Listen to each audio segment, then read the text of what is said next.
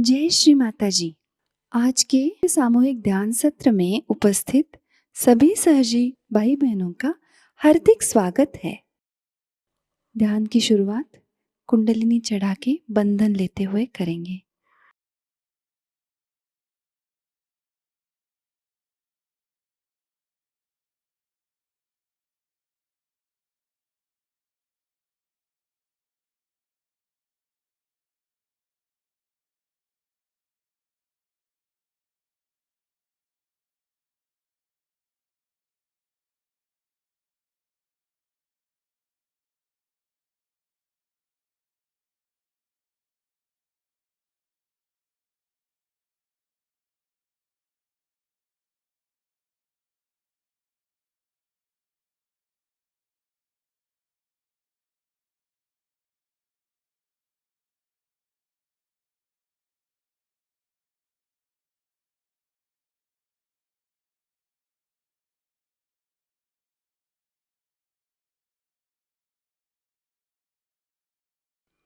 तीन महामंत्र और श्री गणेश मंत्र।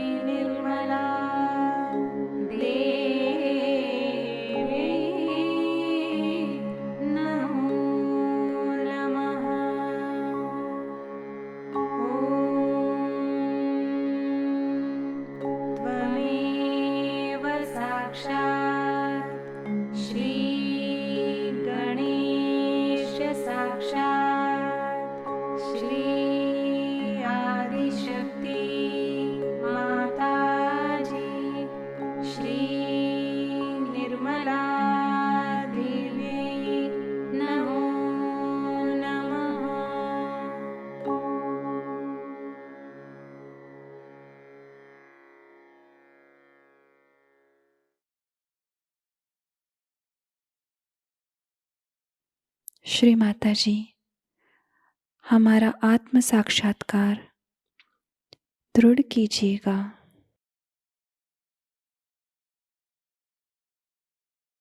पूरा चित्त हमारे सहस्त्रार में ही रखेंगे।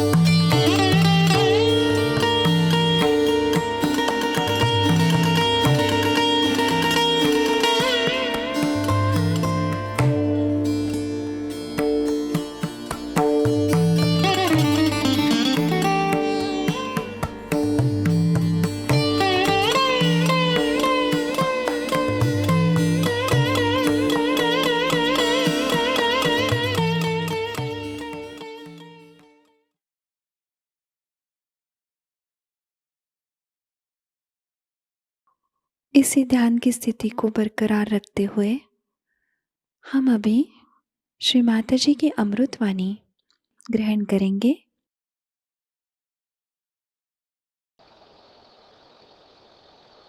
First I'll speak in a Hindi language and then in English.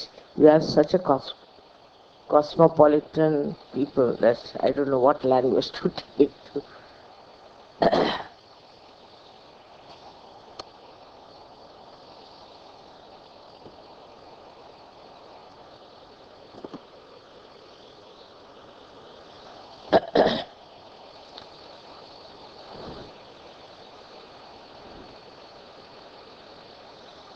आज हम लोग शिव जी की पूजा करने जा रहे हैं। शिव जी के स्वरूप में एक स्वयं साक्षात सदाशिव हैं और उनका प्रतिबिंब शिवस्व।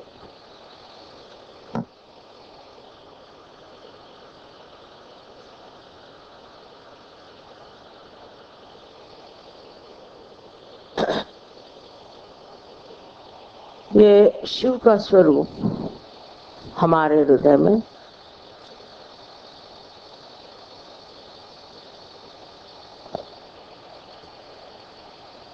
हर समय आत्म स्वरूप बन के स्थित है। ये मैं नहीं कहूंगी कि प्रकाशित है।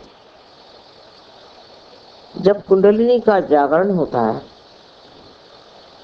तो ये शिव का स्वरूप प्रकाशित होता है और वो प्रकाशित होता है हमारे नसों में। चैतन्य के लिए कहा मेदे स्थिति।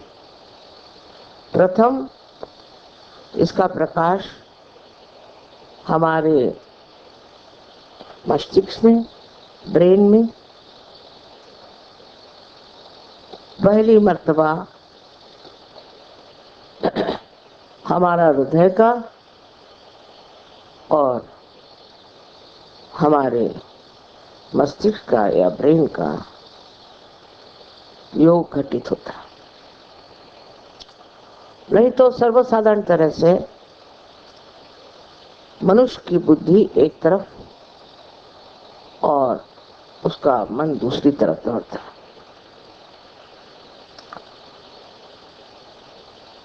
इस योग घटित हो जाने से जो प्रकाश हमारे अंदर आत्मा से प्रकटित होता है, वो चैतन्य स्वरूप बन के हमारे हाथों से और तालू से प्रवाहित होता है। ये तो आप लोग सब कुछ जानते हैं, पर आगे की बात समझने की यह है कि जब ये प्रकाश हमारे अंदर आता है तो धीरे धीरे हम देखते हैं हमारी जिंदगी बदलने लगे। हमारे अंदर का क्रोध और अनेक जो हमारे षड्रूपी हैं वो खत्म हो, धीरे धीरे सब चीजें गिरती जाती हैं और मन में श्रद्धा प्रस्थापित होती है। श्रद्धा में बुद्धि जागृत होती, किसी भी चीज का महत्व नहीं रह जाता। अब शंकर जी की जो हमने एक आकृति देखी है, एक अवधूत पहुंचे हुए एक बहुत कोई अवलिया हो उस तरह के होते। उनको किसी चीज की सुध बुध नहीं, बाल बिखरे हुए हैं, जटाजूट बने हुए हैं, कुछ नहीं तो बदन में कौन से कपड़े पहने, क्या करें, इसका कोई विचार नहीं। ये सब काम उन्होंने नारायण को, विष्णु को दे दिया। वे स्वयं मुक्त व्याघ्र का चर्म पहन करके घूमते हैं और इनकी सवारी भी नंदी की है, जो किसी तरह से पकड़ में नहीं आ सकता। कोई घोड़े जैसा नहीं जिसमें लगाम हुआ कुछ, जहां नंदी महाराज जाए वहां शिव जी चले जाए। उनको किसी चीज में कभी भी ये ख्याल नहीं आता कि लोग क्या कहेंगे, दूसरों का क्या विचार होगा। हम अगर ऐसे कपड़े पहन के और नंदी पे बैठ करके इधर उधर भटके तो लोग हमें क्या कहें, क्योंकि वो अपने ही अंदर समाये हुए, अपने ही खुशियों में बैठे हुए हैं। उनको कोई भी संसार से ये मतलब नहीं है कि दुनिया हमें क्या कहेगी, लोक लाज क्या होती है। ये तो इनके विवाह में भी आपने वर्णन सुना होगा कि जब ये विवाह करने आए तो श्री विष्णु ने जब देखा तो उन्होंने सोचा ये क्या दूल्हा मेरे बहन के लिए आया है बेकार का, कैसी मेरी बहन शादी करे। लेकिन पार्वती जी जानती थी कि उनके योग्य यही पति जो एक मस्त मौला आदमी, किसी चीज की उनको कदर नहीं। सब चीजों से जब आदमी ऊपर उठ जाता है तो उसके लिए सब चीज एक किंचित पदार्थ हो जाती, उसका ध्यान इस ओर नहीं जाता। ये शिव जी का जो अवतार हम लोग देखते हैं बहुत हमें प्यारा लगता है, मोहक लगता है, और सब लोग सोचते हैं कि शिव जी का सारा ही काम कुछ तो भी विशेष। लेकिन जब सहयोगियों में शिव जी का प्रकाश आता तो उनका भी जीवन बदलने लगता है। मैंने देखा है कि इससे पहले कि सहयोग में आए, औरतें भी आदमी भी बहुत सज धजना पसंद करते थे। सारा ध्यान इसी में रहता था कि आज क्या पहने, कल क्या पहने। और आजकल तो इसका प्रादुर्भाव बहुत हो गया है, क्योंकि सब जगह बहुत सारे ब्यूटी क्लिनिक निकल आई हैं, ये है वो है, तो औरतें इसमें बहुत फंसी। पर जब अंदर से निखार आपके सौंदर्य का इस प्रकाश से आता, तब इन सब चीजों का कोई महत्व नहीं। उसी तरह आराम भी एक तरह से आत्मा का ही आराम मनुष्य खोजता है। अपने आराम से दूर रहता है। इसमें जो परदेसी लोग हैं इनको देखिए, ये बड़े बड़े घरों में रहते हैं, इनके पास मोटरें हैं, सब कुछ रईस हैं, पर यहाँ आते हैं तो हर जगह समाये रहते हैं। लेकिन हिंदुस्तानियों का ये हाल नहीं। हिंदुस्तानी अब भी जहाँ जाते हैं उनको बाथरूम चाहिए अटैच्ड, पता नहीं और दुनिया भर की चीजें। अभी तक इससे उठ नहीं पाया। स्वभावतः मुझे आश्चर्य होता है कि अपने गरीब देश में भी लोगों में अभी काफी कामना है बच्चे। बड़ी आश्चर्य की बात। अभी लोगों ने कहा कि माँ एक आश्रम के लिए बड़ी सी जगह लेना। हमारे हिंदुस्तानी कभी आश्रम में रहते नहीं। अभी ये आश्रम हम लोगों ने लिए जब बनाया, कि मेहनत से खर्चा करके, इसमें रहने के लिए कोई तैयार नहीं। हमने कहा बाबा हम तुमको तनख्वाह देते हैं, तुम रहो, नहीं तैयार। मेरा जो जन्म स्थान है छिंदवाड़े में, उस घर के लिए इतना रुपया पैसा खर्चा किया, और मैंने कहा जो रिटायर्ड हो गए वहां रहे, बड़ी अच्छी आबो हवा है, हिल स्टेशन है, कोई तैयार नहीं। सब अपनी आराम के सोचते। इन लोगों में बात नहीं है, ये लोग आश्रमों में बहुत सुख से। मेरा घर, मेरी जगह, मेरी बीबी, खाना बनना चाहिए इस तरह से, यही खाना खाएंगे। हम लोग इतने स्वाद में उलझे हुए हैं, इन लोगों में ये स्थिति नहीं। हिंदुस्तानी खाना भी शौक से खाते हैं, लेकिन मुझे मालूम है जब हिंदुस्तानी आते हैं कबेला तो अपनी रोटियां पराठे वराठे बांध के लाते हैं, अचार वचार लेके आते, क्योंकि उनके जीभ से नहीं उतरेगा। अभी तो जीभ में ही सब फंसा हुआ है।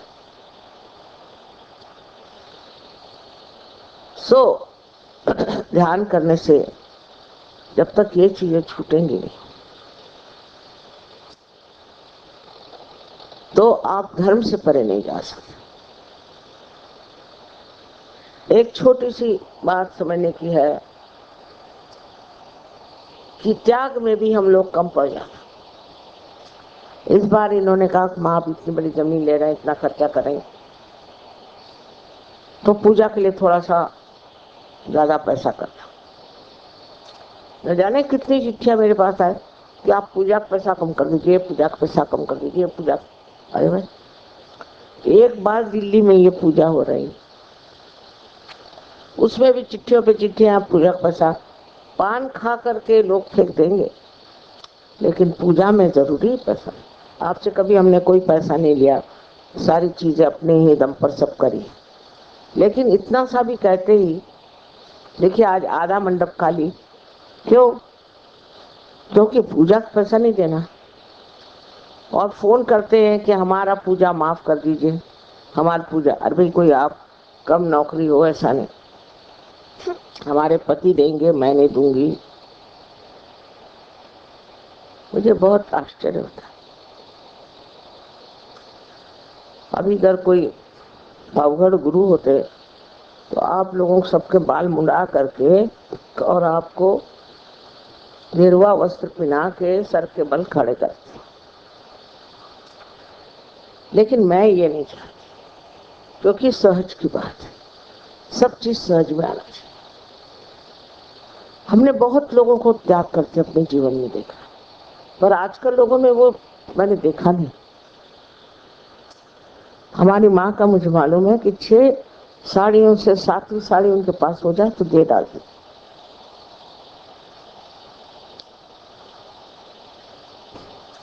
और वहां भी लोग आते हैं कबीला में, तो आश्चर्य होता है कि उनको अलग से कमरा चाहिए, अलग से घर चाहिए, अलग रहेंगे, सबके साथ मिलके नहीं रह सकते। जो सबके साथ मिलके रह नहीं सकता वो सहयोगी नहीं।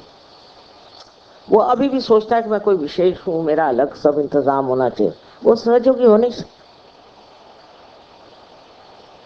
वो नाम मात्र को सहयोगी।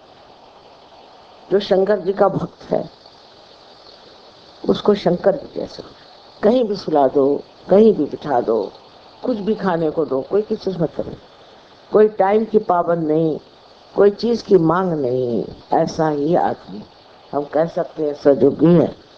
और शिव जी का आपके अंदर प्रादुर्भाव होगा। लोग तो इसको प्राप्त करने से ही पहले न जाने क्या क्या करते हैं। और किसी भी पद्धति में आप जाइए तो वो आपके सारे पैसे नोच लेंगे, बाल नोच लेंगे, पता नहीं क्या क्या करेंगे। ऐसा सहयोग भी नहीं। लेकिन ये वृत्ति जो हमारे अंदर अब भी बनी हुई है, इसको छोड़ना चाहिए। ये प्रयत्न करना चाहिए कि हम क्या क्या चीज छोड़ सकते हैं। जब तक ये मस्ती आपके अंदर नहीं आएगी तब तक आपको शिव जी के भक्त नहीं कह सकते। माता जी के तो हर तरह के भक्त हैं, उसकी कोई विशेषता तो है नहीं। हर तरह के भक्त है, चाहे जो भी करें, चलो माँ ही है, माँ माफ कर दे। पर माफ कर देने से आप उस पद को प्राप्त नहीं कर सकते। माफ करने की बात सबसे बड़ी यह है कि शिव जी से हर समय माफी मांगो, हर समय क्षमा मांगनी चाहिए। क्योंकि पग पग पर हम ऐसे काम करते हैं जो हमें नहीं करना चाहिए। उनसे क्षमा मांगनी चाहिए कि हे शंभो, हमें क्षमा कर दो, हम ये गलती करते हैं, वो गलती करते हैं, हमारे अंदर ये जरूरतें, हमारे अंदर वो जरूरतें हैं, हमको ये चाहिए, हमको वो चाहिए। जब तक चाहिए अपने अंदर है तब तक आप परमात्मा से क्षमा मांगे। और ये मेरा मेरा घर, मेरी बीवी, इस तरह की एक अधिकार की भावना जो हमारे अंदर है, इसको जब हम नहीं तोड़ सकते तो हम शिव जी के भक्त हैं। इस मामले में आश्चर्य की बात है कि प्रदेश के लोगों ने तो इतना पा लिया, जिन्होंने कभी सुना भी नहीं था शिव जी का नाम, और हम लोग अब भी उसी में चिपके हुए हैं और उसी को इतना मानते हैं। शिव होने का मतलब यह है कि सर्वथा दुनिया भर की जो हमारे अंदर लोलुपता है, जो हमारे अंदर नफरत है, जो हमारे अंदर दुष्टता है, उसको छोड़। पर मनुष्य सहयोग पे आने पर भी अपने को देख नहीं पाता। मैंने ये सुना, एक सास है अपने बहू को सता रही, और मैंने कहा तुमको क्यों सता रही? कहा मैंने कभी सताया ही नहीं। अच्छा, सिनेमा में जाएंगे, देखेंगे कोई सास बहू को सता रही तो रोएंगे वही, और घर में आके बहू को सताएंगे, या बहू सास को सता, लेकिन कहेंगे मैंने कभी किसी को सताया ही नहीं। इस तरह के एक झूठ को अपने आवरण में रख के सहयोग में आप उठ नहीं सकते, क्योंकि यह आपकी जिंदगी बदल देगा। इससे तो आपका सोना हो, और सोने पे कोई कलंक लग ही नहीं सकता, उस पे कोई चीज चढ़ ही नहीं सकती। वो अब आप हो गए हैं, उस स्थिति को प्राप्त करें। अब भी क्यों ये गुलामी दुनिया भर की चीजों की। यही कुंडलिनी का वैशिष्ट्य है कि ये आपको पूरी तरह से सफाई में डाल। सेवा, हाँ भाई सेवा भी करना चाहिए, तो मुझे तो कोई आपकी सेवा खास चाहिए नहीं, मैं खुद ही मस्त मौला हूँ, मुझे क्या आप सेवा देंगे। सिर्फ ये है कि आप अपने अंदर ये मस्त मौला बन जाए। एक आनंद में विभोर रहने पर ये सोचना चाहिए कि ये सब चीजें कुछ तो आनंद ही के लिए है, और वो आनंद हमको अगर मिलता ही है बगैर कुछ किए तो ये सब करने की क्या जरूरत। बहुत कुछ सोचने पर मैं इस नतीजे पर पहुंची हूँ कि सहज जो है वो है तो बहुत सरल और इसीलिए बहुत कठिन। अगर कोई डंडा लेके खड़ा हो और कहे कि अब चलो सब बाल मुड़ाओ, गेरुए वस्त्र पहनो, 14 दिन तक भूख हड़ताल, हो गया, उसमें ठीक हो जाते। पर जो सहज है उसको अपने हृदय से, अपने मन से, अपने बुद्धि से स्वीकार करके और उसमें अपनी ही ताड़ना करना, अपने ही को ठीक करना। मैं ऐसा क्यों करता, ऐसा मुझे करना चाहिए क्या, इसमें बहुत कुछ छूट जाएगा। और इससे एक तरह से आप अपने को पाइएगा कि आप समर्थ हैं, आपको कोई चीज की गरज नहीं, आपको कोई चीज की इच्छा नहीं, पर बैठे हैं आराम से।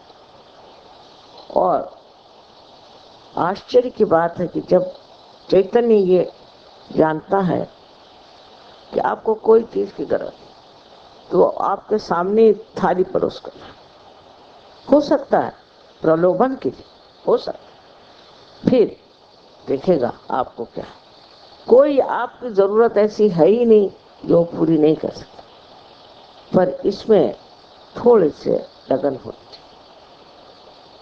आज शिव जी का हम लोगों ने इतना आवाहन किया हुआ, और उनको तो ऐसे लोग अच्छे लगते, उनमें हमें यही फर्क है कि हमें सब तरह के लोग अच्छे लगते हैं, उनको नहीं। उनको ऐसे ही लोग अच्छे लगते हैं जिन्होंने ये सब व्याप छोड़ दिया, ये सब उपाधियां हमारे अंदर, एक एक चीज में कि भाई कपड़े ऐसे पहने, नहीं पहने तो क्या क्या हो जाएगा। लेकिन हमारे यहाँ सन्यास बाह्य का नहीं माना जाता, अंदर से आप संन्यास्त हो, और संन्यास्त होने पर कोई भी चीज की कामना ही नहीं रह जाती, जहां है वहीं मस्त। पहले नाथ लोग थे, वो भ्रमण करते थे, दुनिया भर में जाते थे, और उन्होंने बहुत कुछ लोगों को शिक्षा दी। मैं तो आश्चर्य हुई कि ये लोग कहाँ कहाँ पहुंचे थे। कोलंबिया मैं गई थी तो वहां पता हुआ कि बोलीविया में ये लोग आए थे।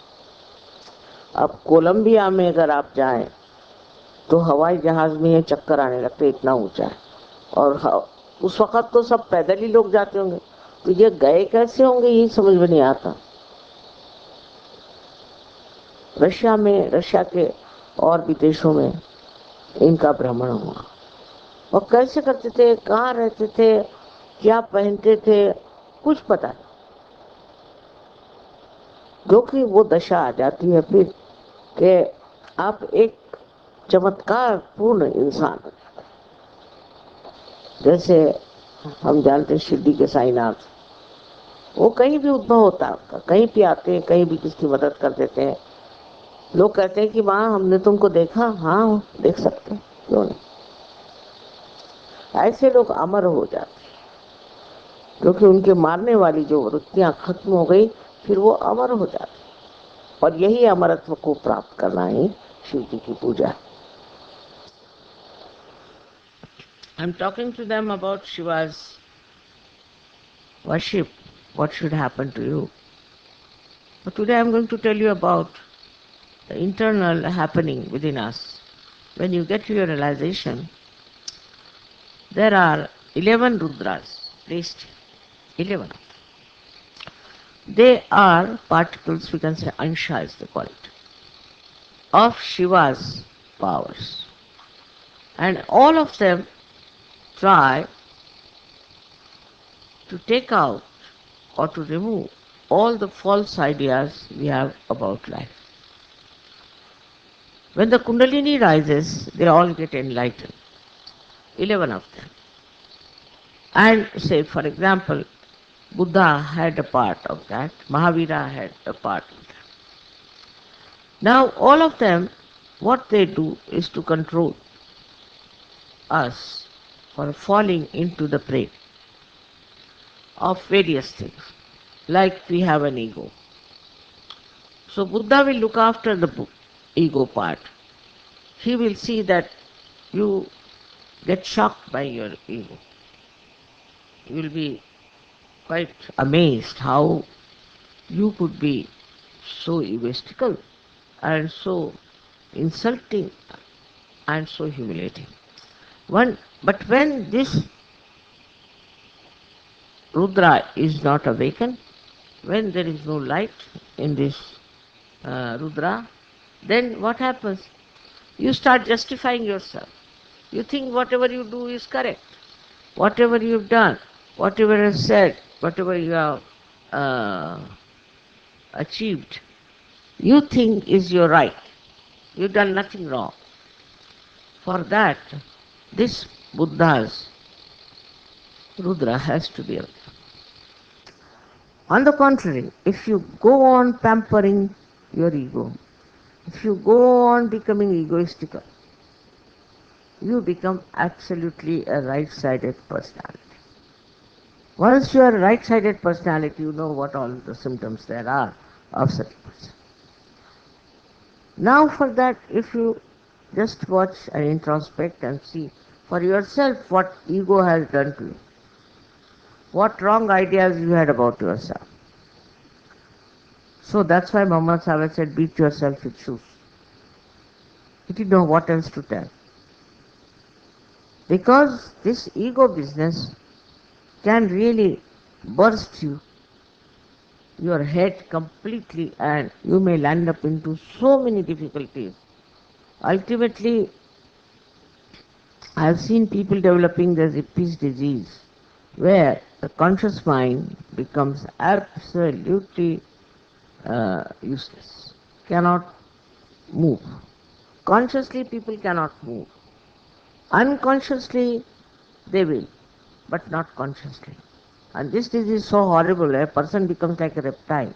You have to carry them on your body. They can't walk on their own. They can't sit on their own. In a very young age, this can happen. It's happening in America also. I've seen 2-3 cases here. In India also such a thing. So if you do not try to see your ego and control it, and feel repentant, in Saj Yoga there's nothing like repentance. We don't believe in repentance because we believe that you all have got your realization, you are beyond any mistakes. It's not true. We have to repent. There's in English there's a word sorry. Sorry for everything they say sorry. Even telephone, if you pick up, they say sorry. I said sorry for what? But this sorry itself is very empty. It has no meaning, it has no depth. When you say sorry, you have to see why you are saying sorry and what is to be corrected. This is a very big problem of today's generation, where people have developed such tremendous ego.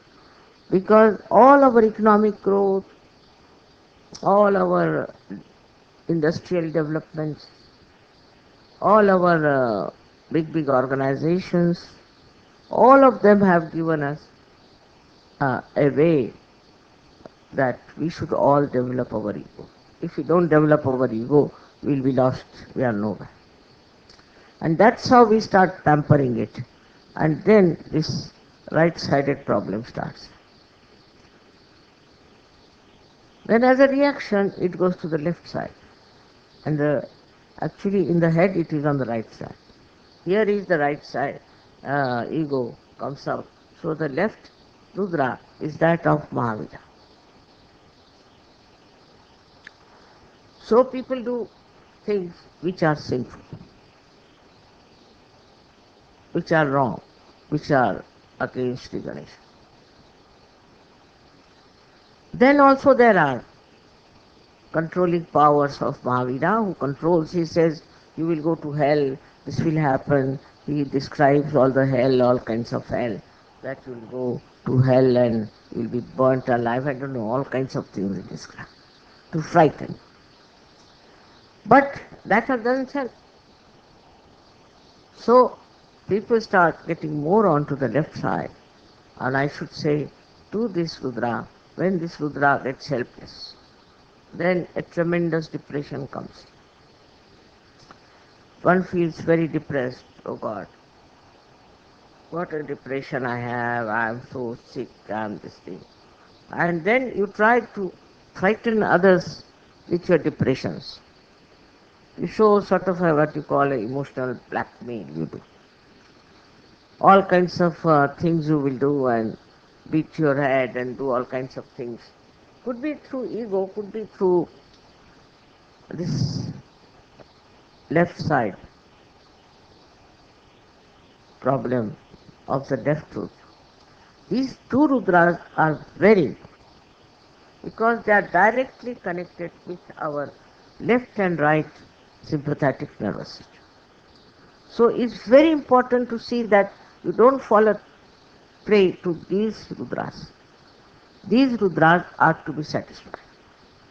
So to be normal, at least look after these two Rudras, which are, one is one who controls the ego and another is self-pity. I just can't do it, and this, that, and all kinds of depression. All this works out into physically also into very serious problems like cancer. If the Rudras are caught up, you develop cancer. But all this portion gets swollen up. It's called as the Meda. This all portion gets swollen up. And you can see a cancer patient having a swelling all over. At least would be here, or maybe there. Because such a swing in the nature of a person that you can't say from which Rudra they have developed these psychosomatic troubles. Psychosomatic troubles, all of them come because the Rudras have become ineffective. It can be due to the depressive nature or oppressive nature. It could be due to many other factors also. But all these factors are nothing but part and parcel of Shiva's or Sadashiva's powers. He is the one who is full of karuna, full of compassion. He is the ocean of compassion. If you ask him forgiveness, he'll forgive. Whatever you do, instead of feeling guilty, if you ask forgiveness, then he forgives.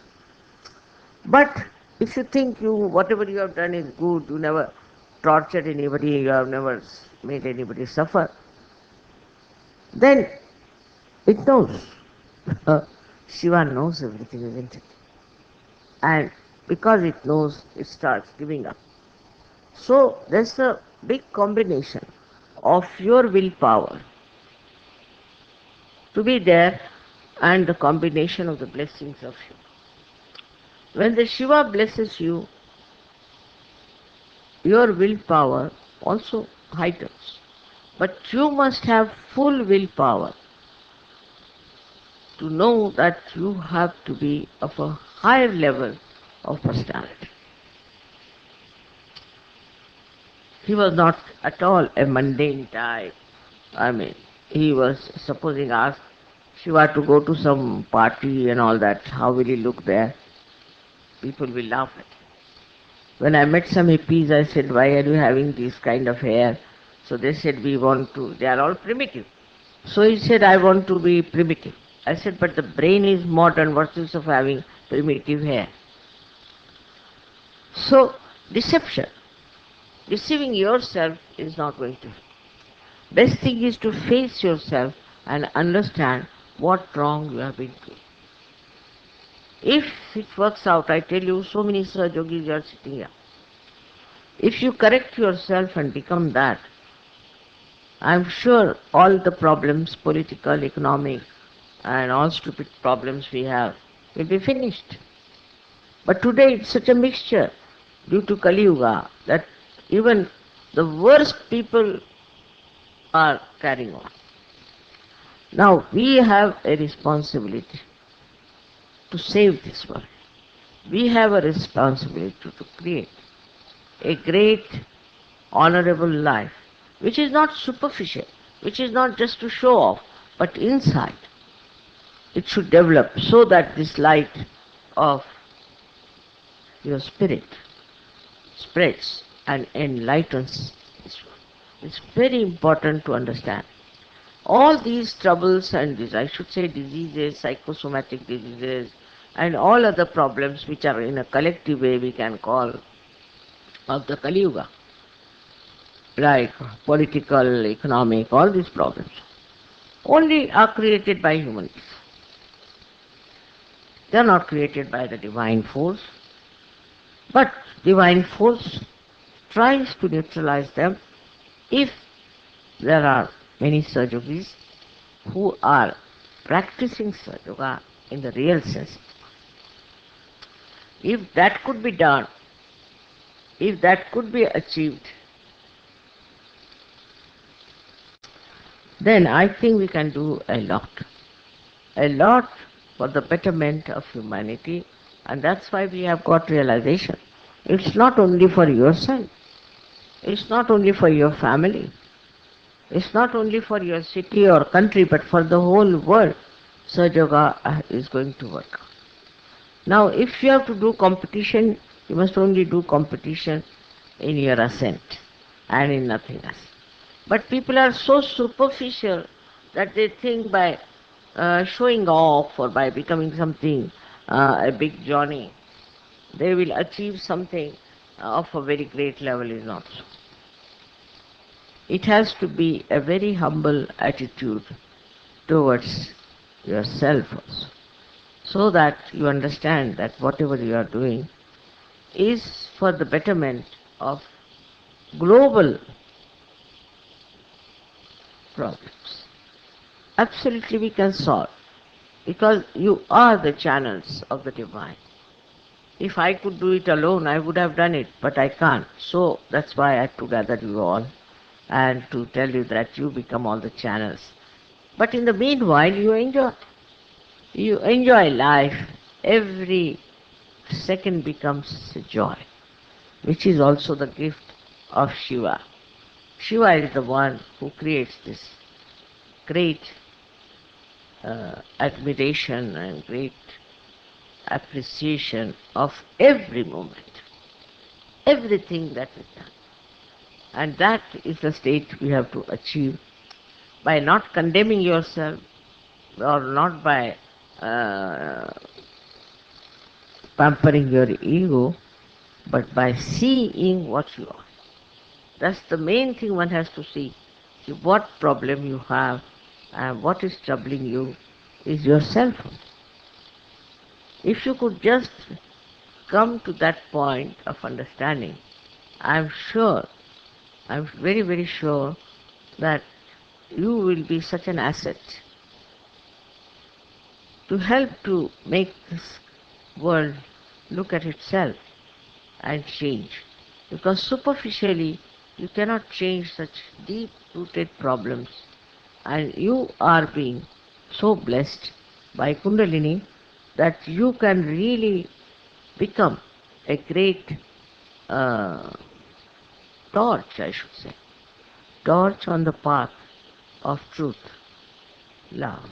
I enjoy. May God bless you.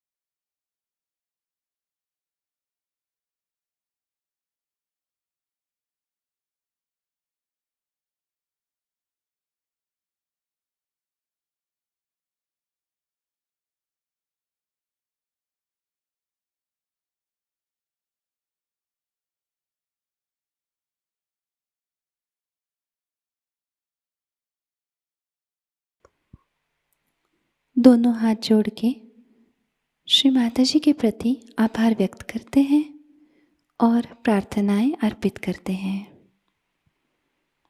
परम पूज्य श्री माता जी, आज का सामूहिक ध्यान हम आपके श्री चरणों में समर्पित करते हैं। आज के ध्यान में आपने हमें निरानंद प्रदान कर हमें चैतन्य से आशीर्वादित किया, इसलिए हम आपके हृदय से ऋणी हैं। संपूर्ण विश्व में विश्व निर्मल धर्म प्रस्थापित करने हेतु कृपा कर हमें सहयोग प्रचार प्रसार का शुद्ध एवं प्रभावी माध्यम बनाइएगा माँ। हमारी सभी प्रार्थनाओं का स्वीकार कर हमें आशीर्वादित करने की कृपा करना माँ। जय श्री माता जी। सामूहिक बंधन लेते हैं।